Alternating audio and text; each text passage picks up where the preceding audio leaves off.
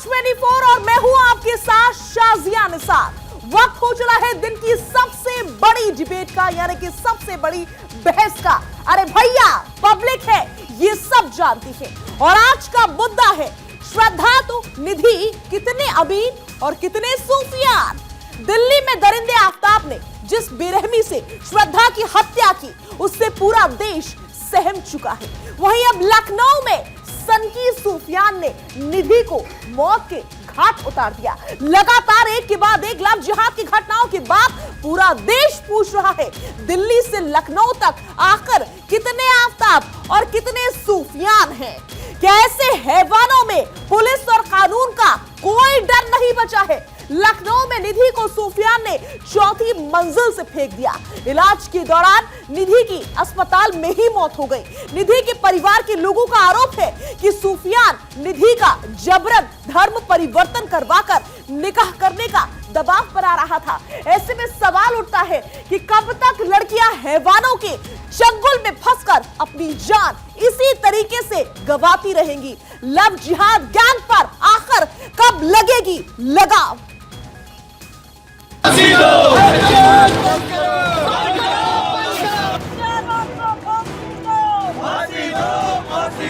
छत से गिरने से उनकी मौत हो गई है। इस संबंध में समुचित धाराओं में, संगत धाराओं में अभियोग पंजीकृत किया जा रहा है। अभी आप लोगों को सुकून मिलेगा, अभी बदला मिलेगा। कंप्लेन करने गए थे, शिकायत करने गए थे, वो मेरे भाई को मारने की धमकी दे रहा था कि मैं मारेंगे। लड़की का वीडियो बता रहा था, वीडियो।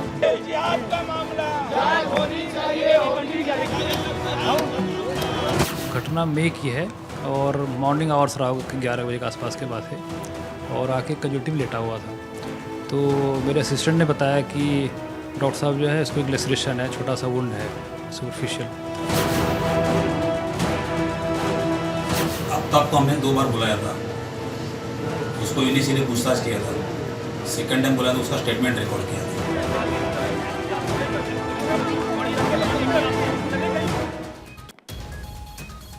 तो सवाल यह कि दिल्ली से लखनऊ तक कितने आफ्ताब और कितने सूफियान? क्या ऐसे हैवानों में पुलिस और कानून का कोई डर नहीं बचा है? कब तक लड़कियां हैवानों की चंगुल में फंसकर अपनी जान गंवाती रहेंगी?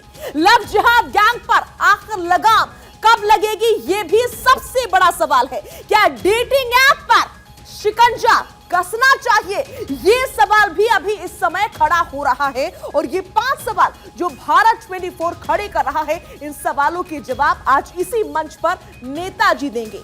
दूसरी तरफ दिल्ली के श्रद्धा हत्याकांड में एक के बाद एक कई चौंकाने वाले खुलासे हो रहे हैं। पुलिस की जांच में सामने आया है कि आरोपी आफ्ताब ने एक पॉपुलर डेटिंग ऐप बम्बल पर दूसरी लड़कियों को फंसाने के लिए जाल बिछाया था। बताया जा रहा है कि श्रद्धा और आरोपी आफ्ताब की मुलाकात भी ऑनलाइन डेटिंग ऐप के जरिए बम्बल पर ही हुई थी।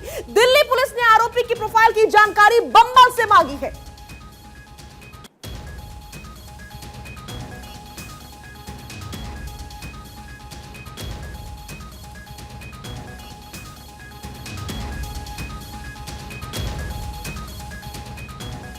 और इसी मुद्दे पर चर्चा करने के लिए हमारे साथ स्टूडियो में भी खास मेहमान मौजूद है और साथ ही साथ बाहर से भी हमारे साथ खास मेहमानों का पैनल जो है वो मौजूद रहेगा।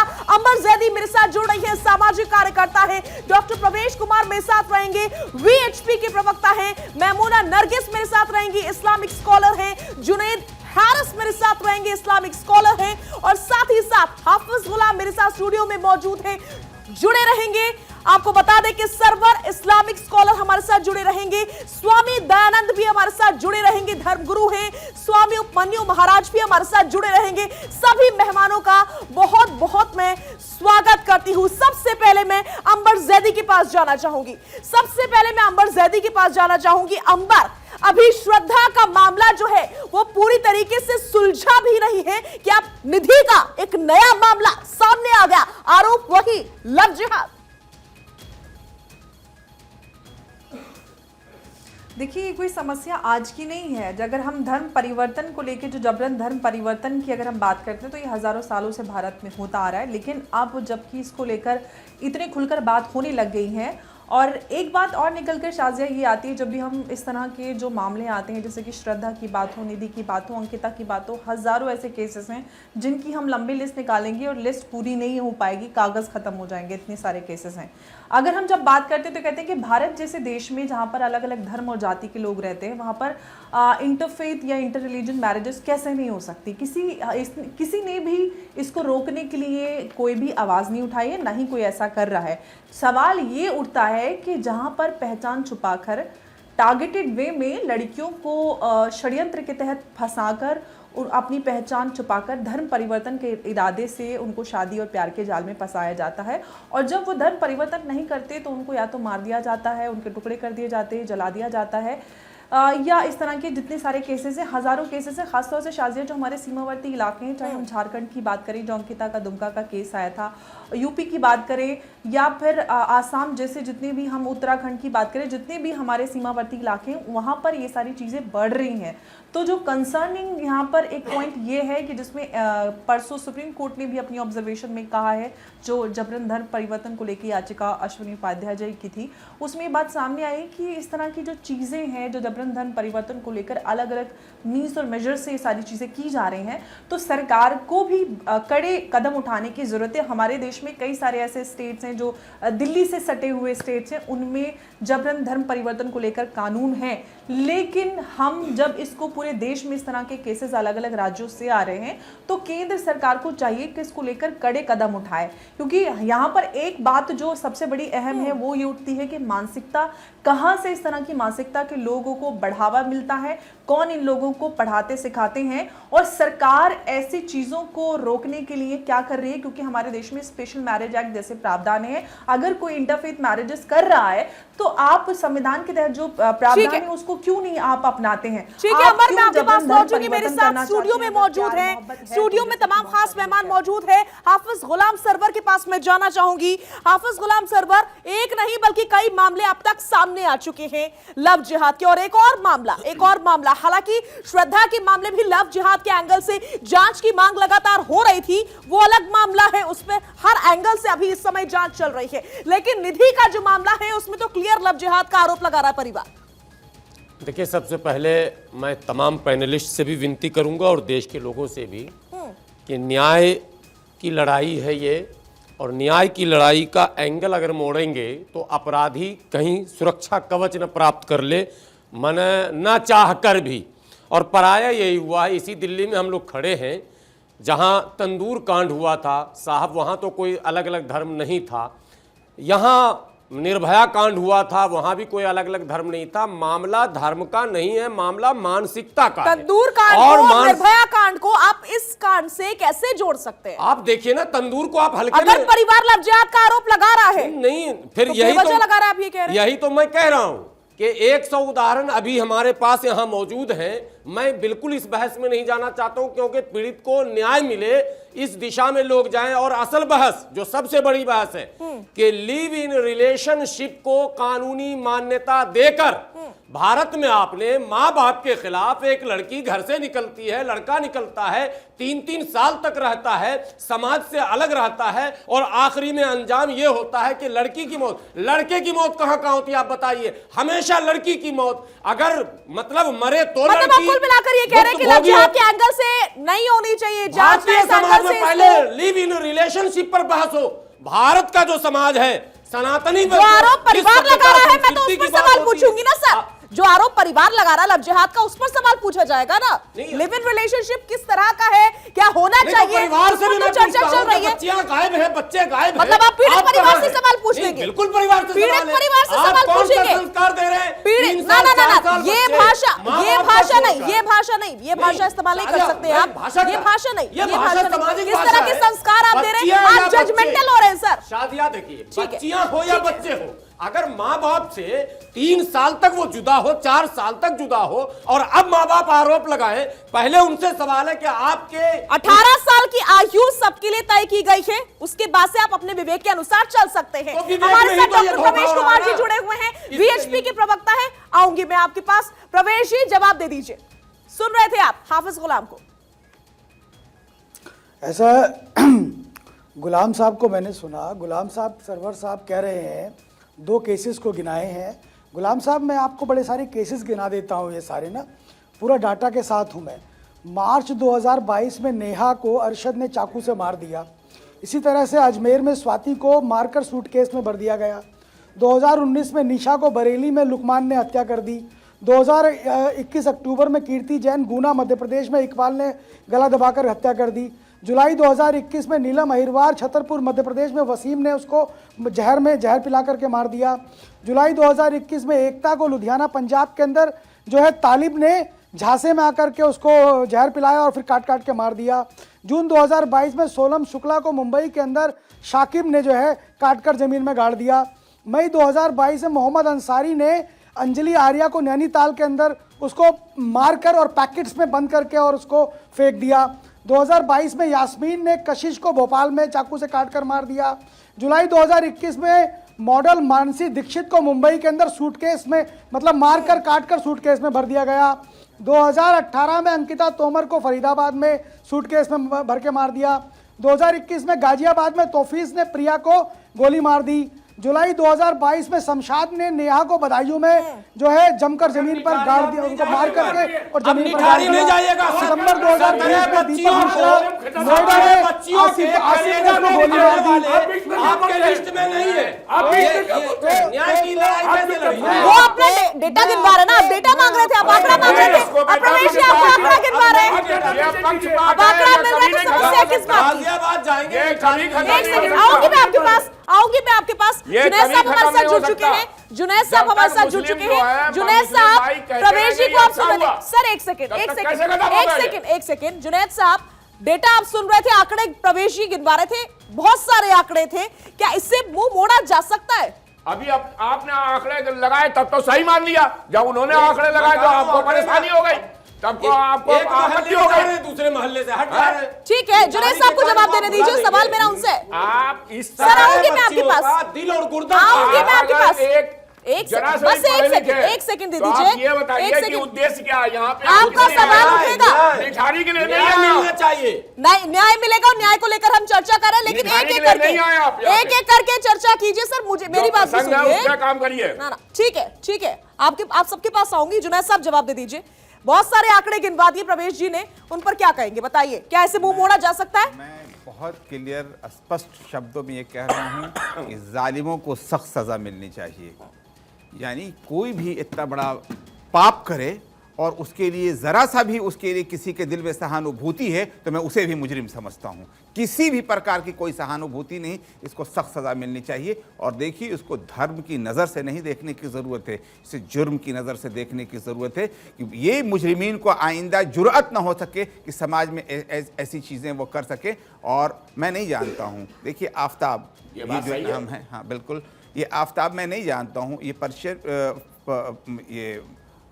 पर्शियन नाम भी हो सकता है, मतलब ये है कि पारसियों का भी नाम हो सकता है, मुसलमानों को, मुझे लेकिन इससे लेना देना नहीं। अगर ये मुसलमान है तो मैं और ज़्यादा मुजरिम समझता हूँ कि इस्लाम जिस रख रखाव की बात करता है और समाज में इज्जत की बात करता है, उसके लिए ऐसे लोग कलंकित हैं और ऐसे लोगों के खिलाफ सख्त कार्रवाई करनी चाहिए। इनके माँ बाप कहाँ हैं मुझे नहीं मालूम है कि किस टाइप के लोग हैं, मुझे बिल्कुल अंदाज़ा नहीं है, लेकिन मैं पूरी तरह से मुखालिफ हूँ उसका। लेकिन मैं बार बार इस बात को ज़रूर कहूँगा कि इसको किसी भी तरह से धर्म के पचड़े में पड़ करके और किसी भी तरह के रूल रियायत की बात करना ऐसे मुजरिमों के लिए, अब उम्मीद करती हूँ कि जुनैद साहब आप भी जो बातें कही गई जुनैद साहब की ओर से, हाफिज गुलाम आप भी इस बात से इत्तेफाक रखते होंगे, उम्मीद करती हूँ मैं। बिल्कुल बिल्कुल, ये तो मैं शुरू से कह रहा हूँ, मैं यही तो कह रहा हूँ, लेकिन मैं समाधान की बात कर रहा हूँ कि क्या यही बहस आप शुरू से कह रहे हैं, मेरा सवाल यही है, फिर तो सभी एंगल से जांच होनी चाहिए, और अगर लग जाए कि एंगल से जांच होनी है, छोड़ दीजिए, आर्टिकल मुद्दे की बात करिए, मुद्दे की। धरना हुआ, प्रदर्शन हुआ,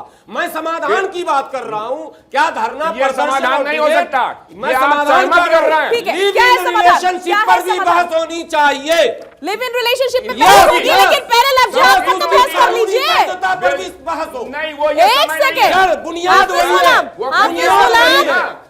हाफिज गुलाम, पहले आप लफ्ज़ पर तो बहस कर लीजिए। इस मुद्दे से क्यों भटक रहे हैं? क्यों भटक रहे हैं? दिया जाए, मुझे भी 10-20 पत्थर मारने का अधिकार दे दिया जाए। ठीक है, स्वामी जी जवाब दीजिए।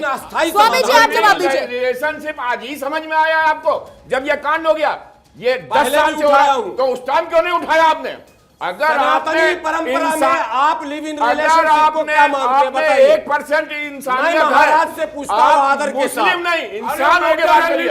हमको उनकी बात अच्छी लगी। इस मैटर पर आइए, बात क्या है? दोनों लिव इन मुद्दे पर आइए, मुद्दे से मत भटकिए। आफ्ताब की घटना में भी और अभी लखनऊ की घटना में भी आप पड़ताल करें लिव इन आप ये बताइए, रिलेशनशिप। आपने कब किया? बुनियाद देखिए, कब उठाया मुद्दा ये इसका? मुद्दा है कि लिव इन वो एक धर्म से आते हैं, ये आपके लिए मुद्दा नहीं है, लेकिन वो लिव इन रिलेशनशिप में रहते हैं, आपके लिए ये मुद्दा है। ये जड़ बुनियाद है। यही मुद्दा समझ में आया। धर्म कुछ भी हो सकता है, धर्म स्वामी जी, शर्मा भी हो स्वामी सकता जी, है। ठीक है, एक देखिए, सेकंड, मैं स्वामी इसका जी, जवाब दे रहा हूं। स्वामी जी को सुन लीजिए। आज आपने आंकड़ा पढ़ा, जो आपने आंकड़ा पढ़ा पूरे आपके भारत 24 पर पूरे विश्व ये आंकड़ा देख रहा है। अब मैं भी बोल रहा हूं कि आज तक एक भी मुस्लिम महिला और एक भी हिंदू क्यों नहीं है? सिर्फ हिंदू महिलाएं और मुस्लिम जवान, ये क्यों है? इसलिए ये लफ्ज जिहाद है और इसके ऊपर सख्त कानून बनना चाहिए और खुलेआम उसको अंडकोश निकाल कर बलिया कर देना चाहिए। जुनैद हैरिस को लाइए डिबेट में। जुनैद साहब को लाइए डिबेट में। जुनैद रुक जाएगा, ठीक है, आज उस आदमी को स्वामी जी का बड़ा जवाब देंगे। चाहिए, जुनैद जी, पता है, जुनैद जी आप जवाब दीजिए, जवाब दीजिए आप। फांसी बना दिया जाए, वो कभी ऐसा होगा नहीं, खत्म हो ठीक है स्वामी जी, ठीक है स्वामी जी, जुनैद जी को लाया जाए मुस्लिम डिबेट में। महिलाएं भी हिंदुओं के पास ब्याही गई हैं, महिलाएं उन्होंने एक बहुत शिकार ठीक है, नहीं, ठीक है, ठीक है सर, आऊंगी आपके नहीं, पास। जुनैद एक जी मिनट। आप जवाब दीजिए। उनका जीवन शांति से चल रहा है, उनके यहाँ इस तरीके का नहीं है। उन्होंने भी प्रेम किया और प्यार से रह रहे हैं और ढंग से ठीक रह है रहे सर, हैं। ठीक है सर, जवाब ले दीजिए। एक बात तो मैं ये बताऊं कि जब उनका भी सीधा हम सवाल चीजों है। को हाँ, हाँ सीधा सवाल आपने सुन लिया होगा, क्या ये सवाल मैंने था? सुन लिया है। एक बात तो मैं ये बता दूं कि जब भी जुर्म को, गलती को धर्म की नज़र से हम देखते रहेंगे, हम हमेशा प्रॉब्लम में रहेंगे। मैं एक चीज़ बता दूं आपकी बात अच्छी लगी हमें। हाँ, एक बात मैं बहुत क्लियर कर दूं। अकॉर्डिंग टू इस्लाम, जिहाद तो एक पवित्र शब्द का नाम है, किसी भी चीज़ के लिए अनथक कोशिश करना, लेकिन लव जिहाद जो है ये इस्लाम का शब्द नहीं है। अकॉर्डिंग टू इस्लाम, अगर कोई किसी महिला को धोखा देता है, प्रलोभन देता है, जबरिया तौर पर, किसी भी तौर पर धर्म परिवर्तन की ओर ले जाता है, तो अकॉर्डिंग टू इस्लाम वो खुद गलत है, मुजरिम है। किसको सजा दिया? एक आदमी को बतलाइए कि भारत में आपने किसको सजा दिया? आप बतलाइए। अब आप कह रहे हो वो मुसलमान नहीं है। ऐसे किसी भी लोगों को मुसलमान नहीं मानते, जो किसी को लोभ, लालच, झूठ, दगा, फरेब करे, वो भला मुसलमान कैसे हो? और साथ उसी का देते हैं आप। कौन सा दे रहा है? आप हम कह तो रहे कह रहे हो सजा ये दी। गलत है। अरे हम कह रहे मैं समाधान की बात आप साथ उसी का दे रहे हो। मैं आज पूछता हूँ लिव इन रिलेशनशिप पे सनातन धर्म का क्या स्टैंड है? मतलब आप ये कहना चाह रहे हैं, आप ये कहना चाह रहे हैं, आपने पहले क्यों नहीं उठाई? ये बताइए। एक सेकंड, हाफिज गुलाम से मेरा सवाल ये है, हाफिज गुलाम से मेरा सवाल ये है, ना हाफिज गुलाम साहब बात सुन लीजिए, दे रही हूँ, 1 मिनट दे रही हूँ, मेरी बात सुन लीजिए, मेरा सवाल आ रही हूँ आपके पास। हाफिज गुलाम साहब जवाब दे दीजिए, क्या सारे मुसीबत की जड़ सिर्फ लिव इन रिलेशनशिप है? सारे जो कपल्स रहते हैं या फिर अब तक जो क्रिमिनल्स बने हैं, क्राइम हुआ है, उन सबकी जड़ लिविंग रिलेशनशिप है? मैं बिल्कुल सीधा सा जवाब दे दीजिएगा। हाँ, प्यार का मतलब शादी, प्यार का मतलब धोखा नहीं हो सकता। relationship जड़ प्यार नहीं के हो मतलब सकती। 35 सभी टुकड़े नहीं हो live in सकते। relationship में नहीं प्यार रहते के थे। मतलब 35 टुकड़े नहीं होते। प्यार का मतलब तो ये आप शादी है। स्वीकारिए। अगर और शादी सामाजिक जीवन है, माँ बाप की निगरानी है, समाज की निगरानी है, धर्म गुरुओं का आशीर्वाद है, वो पवित्र बंधन है। और जहां माँ बाप से भी चोरी, धर्म गुरुओं से भी चोरी, समाज से भी चोरी, सबसे छुप कर रहता है, उसको अगर कानूनी वैधता मिली हुई है लिव इन रिलेशनशिप, मैं उसका विरोध करता हूं। मैं चाहता हूं कि उस पर रोक लगे। समाज का सपोर्ट और मिला मेरा हुआ मानना है, है, हाफिज गुलाम। अधिकांश घटनाएं इन्हीं ठीक है हाफिज गुलाम। अंबर जैदी मेरे साथ जुड़ी हुई हैं, बहुत सालों से सामाजिक कार्यकर्ता है, जमीन पर काम कर रही हैं। अंबर कुछ कहना चाह रही हैं, प्रवेशी आऊंगी आपके पास। अंबर कुछ कहना चाह रही है, बोलिए अंबर। शाजिया देखिए ये डिबेट लिव इन रिलेशनशिप में नहीं है, हम डेमोक्रेसी में रहते हैं, यहाँ पे इंडिविजुअल्स के अधिकार हैं, किसको कहाँ किसके साथ रहना है ये इंडिविजुअल की चॉइस होती है। तो यहाँ पे आप जो ये तहजीब और उसका ज्ञान दे रहे हैं, तो यहाँ पे क्योंकि आरोप लगा है हाफिज साहब, मूल मुद्दे को भटकाने के लिए आरोप लग रहा है, पीड़ित पक्ष आरोप लगा रहा है। आप पीड़ित पक्ष को दरकिनार नहीं कर सकते, आप पीड़ित पक्ष को दरकिनार नहीं कर सकते। पीड़ित पक्ष जो आरोप लगा रहा है आपको उसके ऊपर जवाब देना होगा। अंबर का जवाब पूरे होने दीजिए। आप ये क्यों नहीं कह रहे कि जो धर्म देखिए, ये एक तो ये बात हो रही है लिव इन रिलेशनशिप, पूरी तरीके से मुद्दे को डिविएट किया जा रहा है कि ये तो लिव इन रिलेशनशिप को भारत में जायज ठहरा दिया गया था। लिव इन रिलेशनशिप में आज ये टर्म कॉइन होगी, वरना बहुत सारे लोग बिना शादी के एक साथ रहते हैं पता नहीं कितने सालों से। तो ये एक मॉडर्न टर्म है जिसको नाम दिया जा रहा है, लेकिन जो मूल मुद्दा है उसको ये कह देना कि ये तो राजनीतिकरण किया जा रहा है, धर्म का नाम नहीं देना चाहिए। अरे भाई, जब धर्म की आड़ में किसी को षड्यंत्र के तहत सुनियोजित तरीके से टारगेटेड वे में उसका धर्म परिवर्तन कराने की कोशिश की जा रही है, और एक नहीं हजारों केसेस सामने, केरला में हजारों महिलाओं को टारगेट करके, और ये जो लव जिहाद की टर्म है ये मैंने या आपने ने कॉइन की है, ये केरला कोर्ट में जजमेंट में ये सामने आई और एनआईए की रिपोर्ट में उसमें ये सारी चीजें सामने आएंगे। एक पैटर्न में सेम मेंटोन के द्वारा लड़कियों को टारगेट करके उनका जबरन धर्म परिवर्तन कराया गया। जवाब मिल गया होगा हाफिज गुलाम को, जवाब मिल गया होगा जो अंबर ने डिटेल के साथ जवाब साझा किया है। और इतना ही नहीं, धर्मांतरण का भी गंभीर आरोप लगा है। अंबर माफ कीजिएगा, आपको बीच में रोक रही हूँ। प्रवेश जी, एक छोटे से ब्रेक का टाइम हो चुका है, मैं जल्दी से वापस लौट रही हूँ और सीधा रुख करूंगी प्रवेश जी का। आखिर वो क्या कहना चाह रहे हैं जानेंगे। यहाँ पर बड़ी चर्चा जारी रहेगी। आखिर श्रद्धा से लेकर निधि और आफताब से लेकर सुफियान, और कितने और कब तक जल्द हाजिर हो रहे हैं। तो श्रद्धा के बाद निधि और आफताब के बाद सुफियान, आखिर ये खेल कब तक चलता रहेगा? अभी इस समय सबसे बड़ा सवाल यही है। और भारत 24 के स्टूडियो में तमाम खास मेहमान मेरे साथ मौजूद हैं। अंबर जैदी मेरे साथ जुड़ी हुई हैं, डॉक्टर प्रवेश कुमार हैं, मैमूना नरगिस हैं, जुनैद हैरिस हैं, इस्लामिक स्कॉलर हैं जो कि हाफिज गुलाम हैं, साथ ही साथ मेरे साथ स्वामी दयानंद हैं, स्वामी उपमन्यु महाराज भी मौजूद हैं मेरे साथ। प्रवेश जी के पास मैं जाना चाहूंगी। प्रवेश जी, बहुत देर से आप कुछ कहना चाह रहे थे, आपने सुन लिया क्या कुछ कहा गया हाफिज गुलाम की ओर से? वो तो ये मानते ही नहीं है कि लव जिहाद कुछ होता है, लिव इन रिलेशनशिप में ही सारा ठीकरा फोड़ रहे हैं। आप क्या कहेंगे इसमें? नहीं, वो अंबर ने बड़ा अच्छे से क्लियर कर दिया। 2009 के अपनी ऑब्जर्वेशन जजमेंट के अंदर केरला हाई कोर्ट के अंदर केटी शंकरन ने इस वर्ड को जिहाद किया था कि भाई लव जिहाद जैसा कोई शब्द है, जिसमें 3 से 4 हज़ार लोगों का कन्वर्जन का एक इशू आया था, लव के नाम पर भी कन्वर्जन किया था। मैं सिर्फ इतना कहना चाह रहा हूँ, पहले प्यार जताओ, पटाओ, और फिर इस्लाम कुबलवाओ, और ना कबूले तो उसको टुकड़े टुकड़ों में काट करके जंगल में बहाओ। ये तो इनकी रणनीति है, ये इस्लामिक रणनीति है। मैं बार बार कहता हूँ कि इस्लामिक रेडिकल गैंग के द्वारा ये प्रशिक्षण दिया जा रहा है, ये पूरा षड्यंत्र करके चलाया जा रहा है।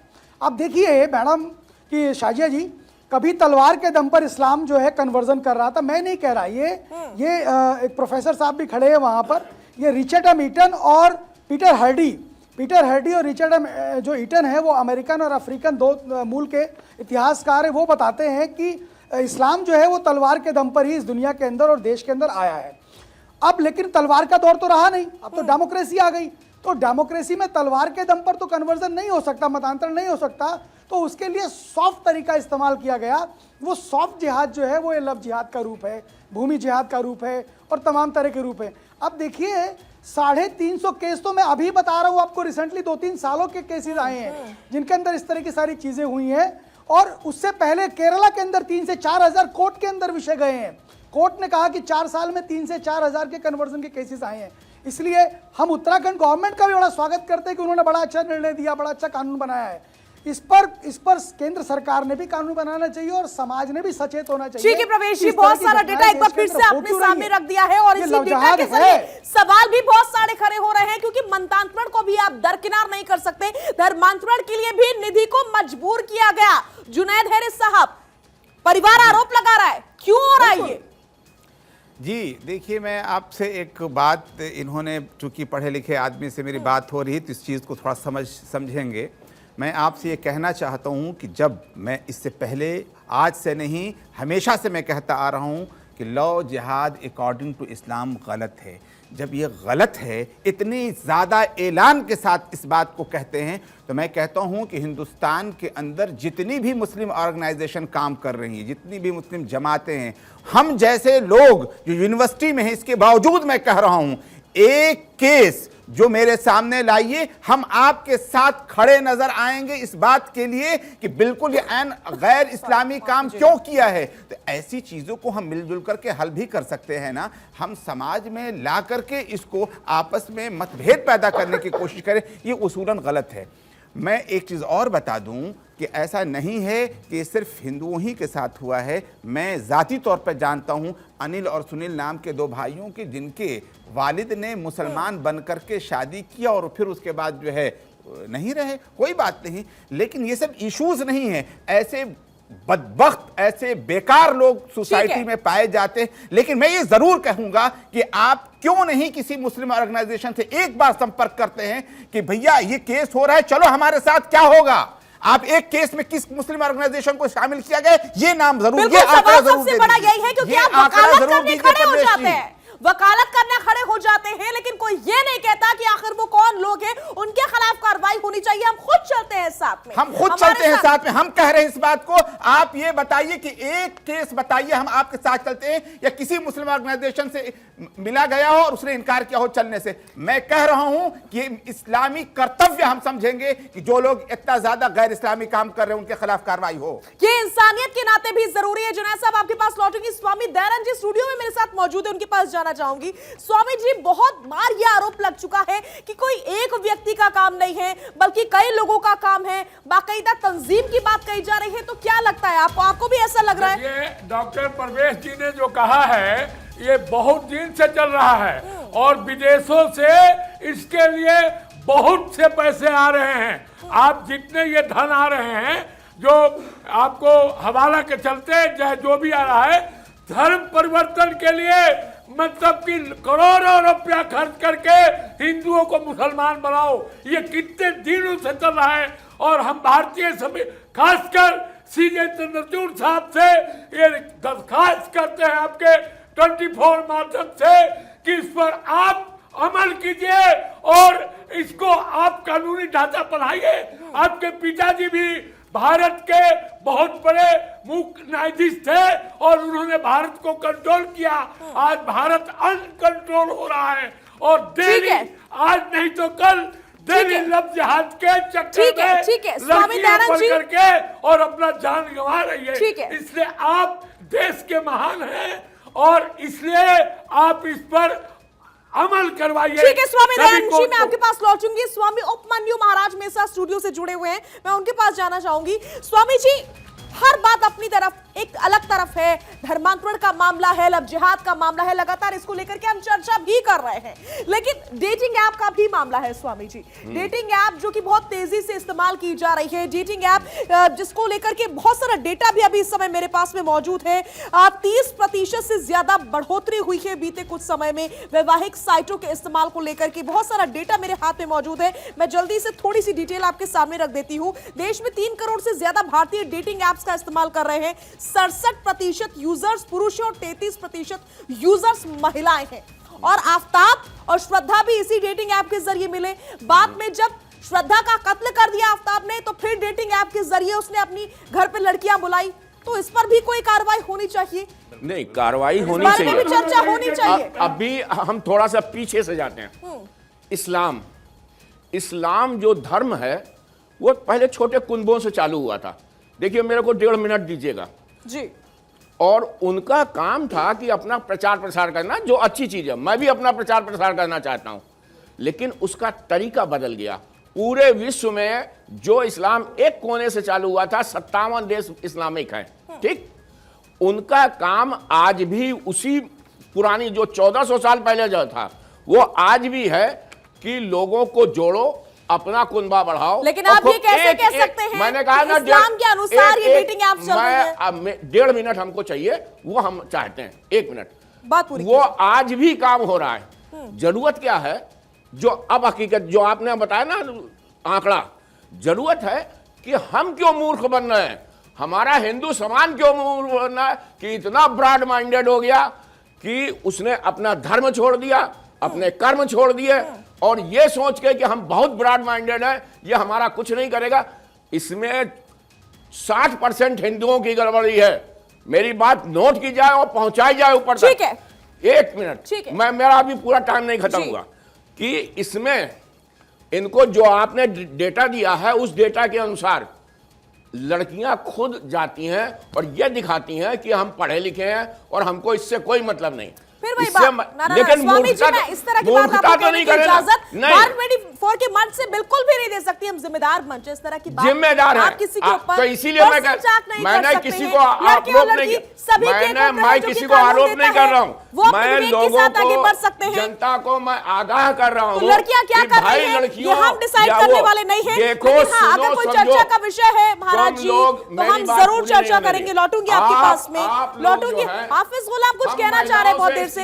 हाफिज गुलाम, हाथ जोड़ के हाफिज गुलाम के पास में जा रही हूँ।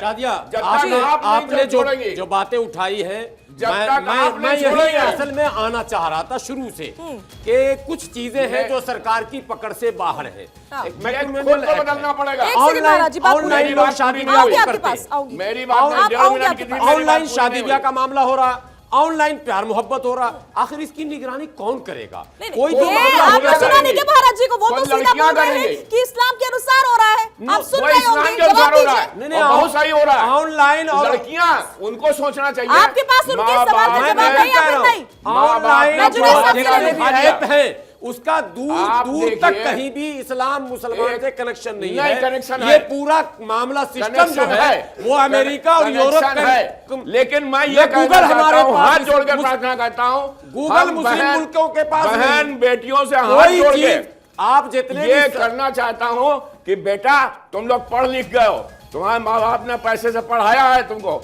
स्वामी जी समाज बताइए। महाराज जी हर बात ठीक है लेकिन बात पूरी होने दीजिए। महाराज जी बात पूरी होने दीजिए। इनका उद्देश्य ही है सबको जोड़ना। ठीक है महाराज जी आपके पास आऊंगी आपके पास, आपको भी मौका मिलेगा, पहले बात पूरी हो जाने दीजिए। भारत 24 से हाथ पूरे देश और विशेषकर जो लोग इस तरह के विभत्स काम में भी नो वोट और सपोर्ट तलाशते हैं, ऐसे लोगों की मैं कड़ी निंदा करता हूं।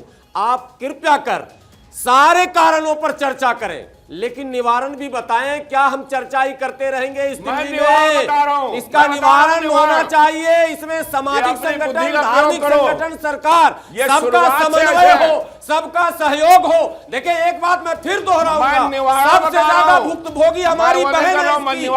लड़का तो बच जा रहा है, लड़का बच जा रहा कानूनी दावपेच से और एक गैंग द्वारा इस धर्म आप ही जैसे लोग को विरोध कर रहे हैं जब कहते हैं कि लव जिहाद के एंगल से जांच होनी चाहिए तो आप मना कर देते हैं। लव जिहाद के एंगल से जांच होने की मांग करता है पीड़ित परिवार, तो आप कहते हैं ऐसा नहीं होना चाहिए, ऐसा नहीं होना चाहिए। आप ही तो कहते हैं। मांग से 10 कदम आगे बढ़कर आप साफ खड़े हो जाइए, आप साफ खड़े हो जाइए, कोई समस्या नहीं है। लेकिन धर्म का एंगल देकर अब अपराधी को बचाइए मत। अगर इस तरह का हमारा मत दीजिए तो अपराधी बचता है। मत दीजिए, आपने साफ समझने वाली बात है। ठीक है, लौटूंगी मैं आपके पास। मेरे साथ अंबर जैदी जुड़ी हुई है, अंबर का मैं रुख करूंगी, अंबर का मैं रुख करूंगी। महाराज जी लौटूंगी आपके पास, महाराज जी लौटूंगी आपके पास। अंबर से एक सवाल। अंबर, डेटा मेरे साथ हाथ में है इस समय जो मैं अपने दर्शकों के सामने रख रही हूं और ये डेटिंग ऐप का डेटा है। बहुत सारी डेटिंग ऐप्स है जिसका धड़ल्ले से इस समय इस्तेमाल हो रहा है, जिसमें से डेटा ये सामने आया कि 3 करोड़ से भी ज्यादा भारतीय डेटिंग ऐप्स का इस्तेमाल कर रहे हैं, जिसमें महिलाएं भी है, पुरुष भी है। ये डेटा इसलिए जरूरी हो जाता है क्योंकि इस मामले में भी डेटिंग ऐप है, तो इसको लेकर के भी तो चर्चा होनी चाहिए। क्या वाकई ये हानिकारक है समाज के लिए? बिल्कुल होनी चाहिए शाजिया, बिल्कुल हानिकारक है। देखिए हमारे देश में तो ये परंपरा रही है कि अगर एक रुमाल भी खरीदा है ना तो उसको भी उसकी क्वालिटी, कपड़ा कितना है, कितना ड्यूरेबल है, क्वालिटी कैसी है, सब देख के आदमी खरीदता रहा है। लेकिन आज के ज़माने में आप बिना सोचे समझे, ये सोचे बिना कि आप किससे मिल रहे हैं, आप जहाँ जा रहे हैं वहाँ पर एक नहीं कितने आदमी होंगे, वो आदमी है कौन है, किस तरह का है, आप उनसे मिलने के लिए जा रहे हैं अपनी पूरी सिक्योरिटी को दांव पे लगाकर। तो ये मुझे लगता है लड़कियों को भी सोचना चाहिए कि आप कम से कम जो आपके आसपास के लोग हैं, रियल लोग हैं, उनके साथ आप रिलेशनशिप में डेट कर सकते हैं उनको। लेकिन ऑनलाइन मिलना ऐसी भी क्या कौन सी वो डेस्परेशन है कि आप अपनी सिक्योरिटी को दांव पे रखकर आप इस तरह की डेटिंग कर रही हैं। तो बहुत जरूरी है लड़कियों को भी कि युवाओं को मुझे लगता है युवाओं को सोचना चाहिए, परंपराएं हैं, युवाओं को सोचना चाहिए। एग्जैक्टली हाँ, लड़कियां लड़के, मैं खासतौर से लड़कियों को कहना चाहती हूँ कि इस तरह के बहुत सारे केसेस रहे हैं शाजिया कि आप बोला है कि 25 साल का लड़का है लेकिन वो किसी 60 से भी उम्र का आदमी निकल गया, एक की जगह 4 लड़के मिल गए। तो लड़कियों के साथ बहुत सारी ऐसी घटनाएं हुई हैं जिसमें उनके लड़कियों के साथ विभत्स घटनाएं हुई, जिसमें उनके रेप्स भी हुए हैं, और अलग अलग ऐसे हजारों घटनाएं हैं जिसमें जो डेटिंग साइट्स के थ्रू मिलते हैं उनके साथ अनहोनी हो जाती है। तो अपनी सिक्योरिटी को दांव पे ना लगाएं, इससे वो नहीं पड़ा जा सकता, ना पड़े हमारा। एग्जैक्टली बहुत सारे फ्रॉड्स होते हैं। तो ये भी एक अहम पहलू है जिस पर बात होनी बहुत जरूरी है। दो ही इसमें बहुत अहम पहलू, एक तो यही जो आपने डेटिंग वेबसाइट को लेकर डेटा निकाला, और दूसरा जो लव जिहाद का एंगल है उसको हम नकार नहीं सकते, उसको इग्नोर नहीं किया जा सकता कि इसमें धर्म का एंगल ना निकाला जाए। आप ये बताइए, यहाँ पर बैठ के सब लोग बहुत ज्ञान दे रहे हैं कि धर्म का, इसका राजनीतिकरण या इसका धर्म का एंगल नहीं दिया जाए। आप ये बताइए कि इस्लाम में तो बिना कन्वर्ट हुए शादी जायज़ ही नहीं होती, तो आप यहाँ पर जो बैठकर लोग कह रहे हैं कि ये गैर इस्लामिक है, तो आप ये कह दीजिए ना, या तो आप वो लोग जो हिंदू लड़कियों से प्यार का नाटक करते हैं उनको आप समझा दीजिए ना कि भैया हमारे यहाँ मोहब्बत जायज़ नहीं है जब तक लड़की कन्वर्ट ना हो जाए, या फिर संविधान को फॉलो कर लीजिए, स्पेशल मैरिज एक्ट को फॉलो कीजिए। घर वाले, आसपास के रिश्तेदार, मौलवी हजरात ये प्रेशर ना बनाए कि जब तक लड़की हिंदू ना हो जाएगी तो निकाह जायज नहीं होगा। तो ऐसे बहुत सारी दोगली बातें हैं जिनको बैठकर यहाँ पर आऊंगी आपके पास, प्रवेश जी के पास में जाना चाहूंगी, अंबर लौटूंगी आपके पास। प्रवेश जी, हमारे देश में बहुत सख्त कानून है और उस कानून का डर भी होना उतना ही जरूरी है इस समय, मुझे ऐसा लग रहा है, क्योंकि वो चाहे आफ्ताब हो, सुफियान हो, प्रताप हो, कोई भी हो, अगर वो ऐसा कोई क्राइम करता है तो क्यों करता है, ये सवाल भी खड़ा होना चाहिए। आखिर कानून का उतना डर क्यों नहीं है? सवाल इस समय ये भी, धड़ल्ले से क्राइम हो रहे हैं। नहीं, अरे उनका मानस तैयार करते हैं शाजिया इस प्रकार से ना। अब ये जो शुक्रवार की नमाजें होती हैं या मदरसों में जो पढ़ कर के बच्चे आते हैं, इनमें इस तरह का मानस पैदा किया जाता है। अरे ये जो साइट्स बहुत सारे जो यूट्यूब पे चैनल्स चलते हैं, इस्लामिक स्कॉलर्स उसमें बोल रहे होते हैं, ये सब क्या कर रहे हैं? सब यही सब काम कर रहे हैं। दूसरी चीज़ मैं बार बार कह रहा हूँ कि एक रेडिकल गैंग है यहाँ पर, जो एक इस्लामिक रेडिकल गैंग है। STPI और PFI ये सब संस्थाएं क्या हैं? इन सब संस्थाओं का यही सब काम है, इसी सब की तो जाँच चल रही है, सरकारें कर रही हैं।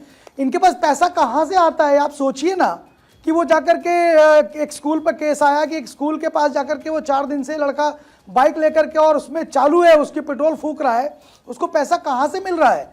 उसको कहीं ना कहीं से ये सब चीज़ सारे एंगल्स पे सरकारों ने भी देखना चाहिए, लोकल पुलिस ने भी देखना चाहिए और समाज ने भी देखना चाहिए। अंबर जैदी जैसे जो महिलाएं हैं, इन महिलाओं को उग्र होकर के और समाज को समझाना चाहिए, और इस्लामिक समाज को, मुस्लिम समाज को ऐसी महिलाओं का साथ भी देना चाहिए। कितने अच्छे से, कितने सलीके से सारी बातें इन्होंने कही। और दूसरी चीज हम देखिए ना, आप ये भी बताने की जरूरत है कि हिंदू महिलाओं को भी ये, और ये इस्लामिक स्कॉलर बताएं, हिंदू समाज को बताते ही है, और इस्लामिक स्कॉलर्स बताएं, अंबर जैसे लोग बताएं कि भाई आपको बिना कन्वर्ट हुए तो विवाह ही नहीं हो सकता आप इस्लाम के अंदर। बहुत सारे आरोप लगा दिए हैं, बहुत सारे आरोप लगा दिए हैं प्रवेश जी ने। जवाब दे दीजिए आप इस गुलाम। आऊंगी आपके पास। हारिस साहब वो दोनों प्रोफेसर हैं और बड़े ज्ञानी हैं, मैं तो इन लोग का आदर भी करता हूं, और मैं फिर जहां से शुरू हुआ था वहीं जाना चाहता हूं कि समाधान क्या होगा। परवेश जी, ये तो आपने नहीं बताया, सारे आरोप सर आंखों पर, ठीक है मैंने मान लिया। मैं एक बात क्लियर करूं, जुनैद साहब ने भी क्लियर किया है, आप उस लड़के को उस जानवर बताया ना, मैंने कहा अगर अंबर जैसे, जब ये बात क्लियर हो गई, अंबर ने कह दिया कि निकाह नहीं हो सकता, अहले किताब से ही निकाह जायज है, तो मान लीजिए जब क्लियर है कि जब तक कन्वर्जन नहीं होगा तो वो पत्नी नहीं बन सकती है, तो ये समाज को अंबर जैसे, इसका मतलब है कि वो लड़का भी मुस्लिम नहीं है, वो भी नास्तिक है। जो इस तरह के लोग हैं वो मुस्लिम नहीं है, नास्तिक हैं। अगर वो मुस्लिम होते तो उनको ये पता ही होना चाहिए था कि वो हमारे धर्म का होगा, तभी तो होगी शादी।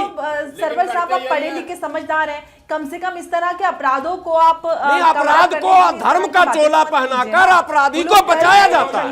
मैं कहता हूं बिल्कुल अपराधी को मत बचाइए। अब तक यही होता आया है।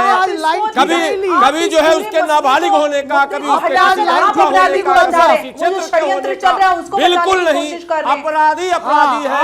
भारत के जो कानून है मौजूदा, उसमें भी रिफॉर्म की बात कीजिए। त्वरित कार्रवाई हो, फास्ट कार्रवाई हो, दर्दनाक सजा दी जाए, ये सारी बातें होनी चाहिए ताकि आने वाले दिनों में कोई हमारी श्रद्धा नाम की बहन कभी इस तरह की शिकार ना हो। मैं बार बार कह रहा हूं, मर भी रही है जो है लड़की, और अगर बच भी गई किसी भी कीमत पर तो समाज उसको स्वीकार नहीं कर रहा, बाप मां उसको रखने को तैयार नहीं है। लड़का तो इधर उधर भागकर कहीं जाकर जीवन जी रहा, लड़कियों के साथ जो है। हाफिज साहब, ऐसा बिल्कुल नहीं है, ऐसा बिल्कुल नहीं है। ये कहानियां हम भी समझते हैं। जुनैद साहब के पास जाना चाहूंगी, मैं स्टूडियो में साथ मौजूद है। आप मुद्दे को मत भटकाइए ना, आप मुद्दे को मत भटकाइए। आप हॉनर किलिंग, ऑनर किलिंग इस पर लेकर जा रहे हैं, लेकिन बात जब लव जिहाद की हो रही है, सवाल लव जिहाद पर उठते हैं तो आप मुद्दे से भटक जाते हैं। मुझे ये नहीं समझ में आ रहा क्यों।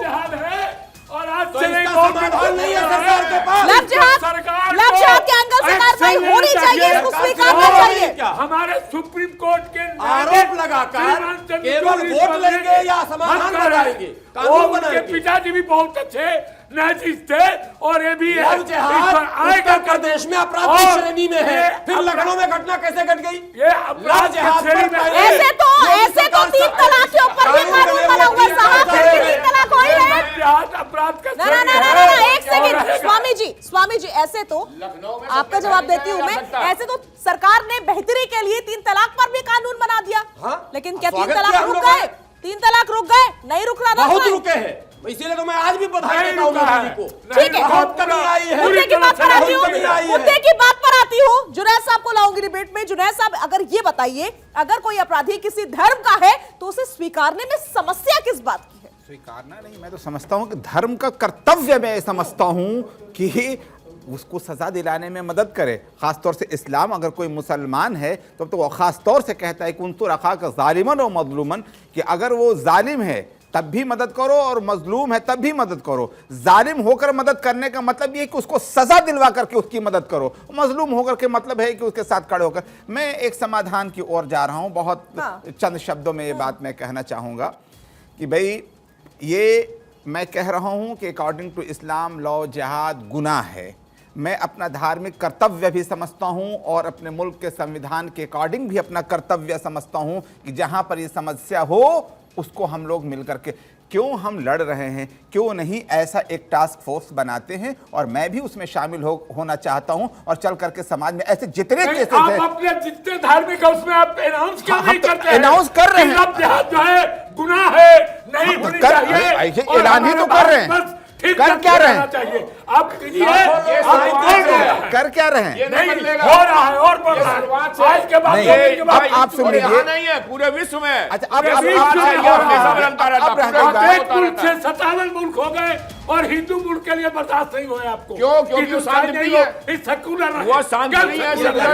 महाराज जी, सोल्यूशन क्या, ये बता दीजिए। सोल्यूशन आप क्या देखते हैं? सोल्यूशन ये हम देखते हैं कि इस पर सख्त कानून सरकार बनाए और उसको आजीवन नहीं फांसी दिया जाए, और दूसरा अगर छोटा बलात्कार हो तो उसका अंडकोश निकाल कर उसका खसी बनाए। उससे कोई फायदा नहीं है। कोई फायदा नहीं, क्यों नहीं है? हाँ, उसी से फायदा है, क्योंकि संविधान सबके आपके पास कुछ नहीं है। संविधान के क्या संविधान क्या चाह रहे, क्या होना चाहिए? संविधान बदला जा सकता है, जागृत होगा जब हमारे समाज के लोग जागृत होंगे। सबने माँ बाप ने पैसा लगा के बच्चों को महाराज जी, एक बात बताइए कि क्या बचपन में किसी बच्चे को कोई गलत परवरिश दी जाती है? नहीं, माँ बाप तो बड़ी अच्छी परवरिश देते हैं। इसीलिए मैं कोई माँ बाप अपने लड़की को गलत परवरिश नहीं करता है, बेटियों से प्रार्थना करता हूँ। एक सेकंड स्वामी जी, मैं अपने बहन बेटियों से प्रार्थना करता हूँ कि माँ बाप के संस्कारों को मत खराब करो, माँ बाप के पैसे को मत खराब करो।